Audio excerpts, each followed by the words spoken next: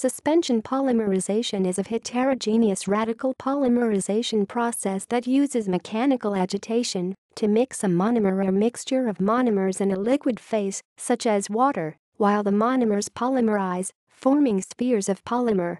This process is used in the production of many commercial resins, including polyvinyl chloride, PVC, a widely used plastic, styrene resins including polystyrene, expanded polystyrene, and high-impact polystyrene, as well as POLY, styrene-acrylonitrile, and POLY, methyl methacrylate. Particle properties.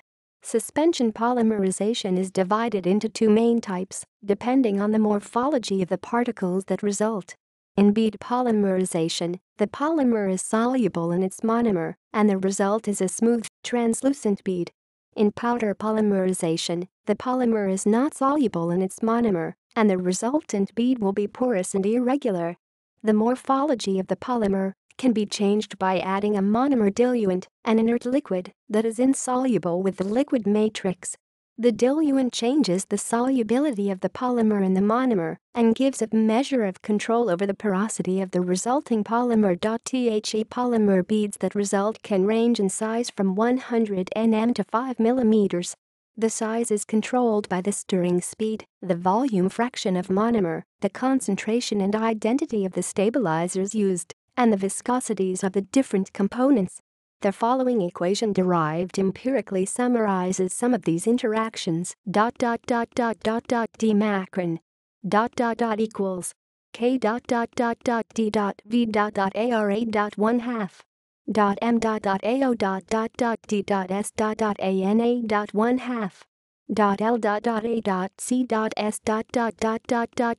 display style bar D equals KDV arc new M epsilon over ds n new L cs. D is the average particle size, K includes parameters related to the reaction vessel design, dV is the reaction vessel diameter, ds is the diameter of the stirrer, R is the volume ratio of the monomer to the liquid matrix, N is the stirring speed, 1/2 M and 1/2 L are the viscosity of the monomer phase and liquid matrix respectively, mu is the interfacial tension of the two phases, and Cs is the concentration of stabilizer. The most common way to control the particle size is to change the stirring speed.